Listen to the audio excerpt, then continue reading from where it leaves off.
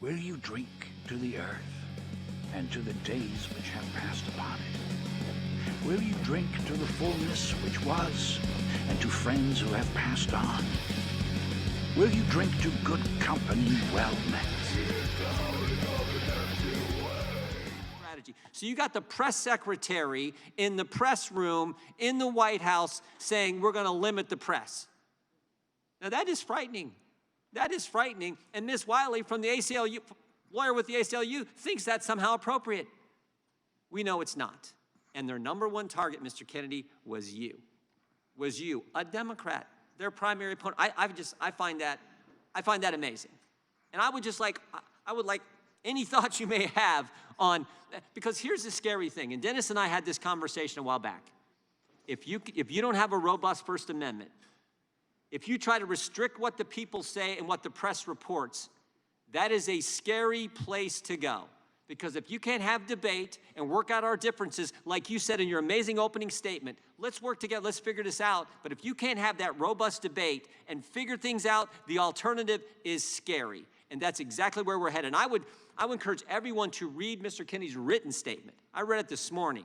Amazing. He walks through the history here. That is what's at stake, and that's why what you're doing, whether we agree with what you say or not, and I disagree with what you said last week, what they played. I think a lot of people did. You've clarified it, but it's about protecting the Constitution and the First Amendment. I'll give you the last minute and a half, Mr. Kennedy. Well, you know, what I would say is that the founders and the framers of our Constitution knew that democracy was a very inefficient system, that it had all of these built-in inefficiencies and difficulties.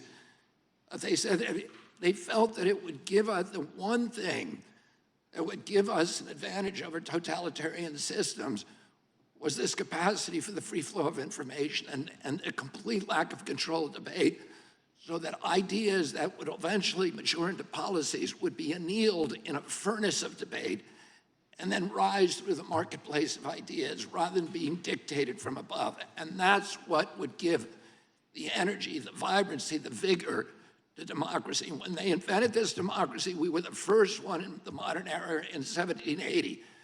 By 1865, 5 other nations had imitated us. Today, it's 190 nations based upon our system. We are supposed to be the exemplary democracy, and the corner foundation stone of our system is freedom of speech. All of the other freedoms depend on it. If we lose that, not only do we lose our democracy in this country, but the entire world loses us as an example. Exactly. I couldn't have said it better. Now I recognize the gentleman from Kentucky. Mr. Chairman, I have a unanimous consent request. Gentleman, state a request.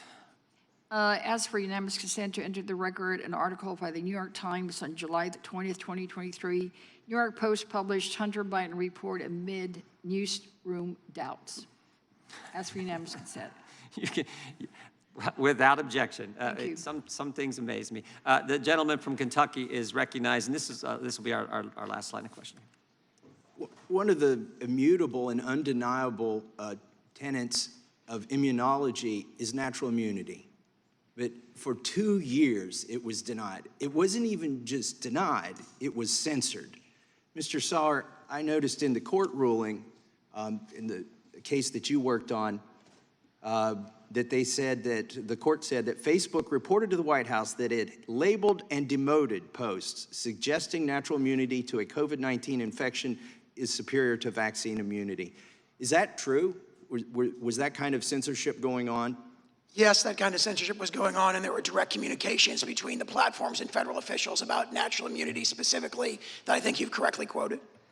And thanks to the Twitter files, we found out that the former FDA director who was on the board of Pfizer, Dr. Scott Gottlieb, wrote on August 27th, 2021 to Twitter executive Todd O'Boyle, who, by the way, was kind of one of the go-to people for the White House also to coordinate with when they wanted something suppressed, requested Twitter take action against a post about natural immunity.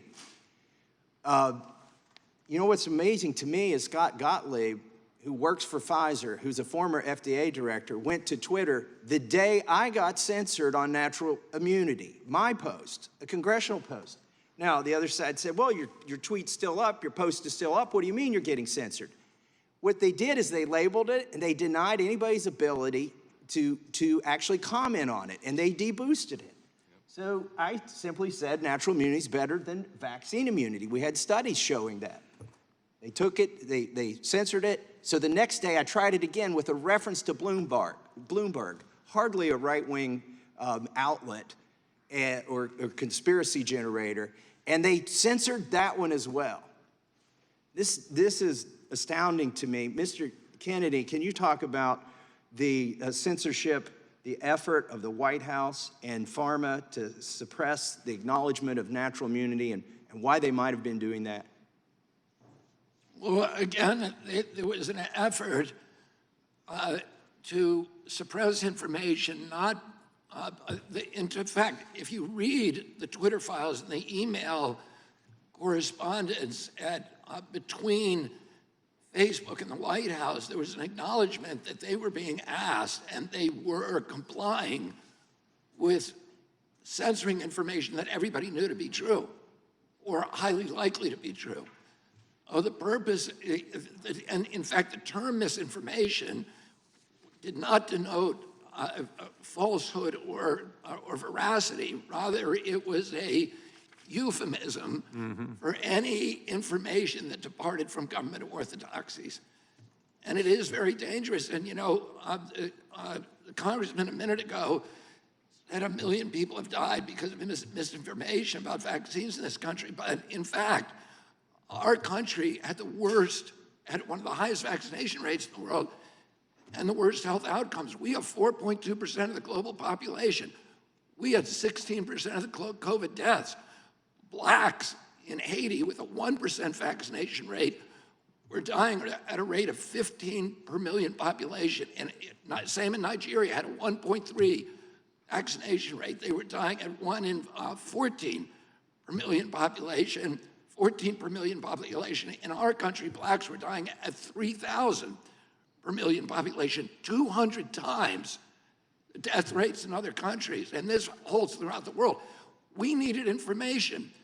We should have all been sharing information openly and talking to the 15 million doctors through the internet who were treating patients on the front line all over the world and channeling the best therapies, the most successful treatments, so that we can all figure it out. This is not a time in a pandemic to you know, I'll just say this one thing.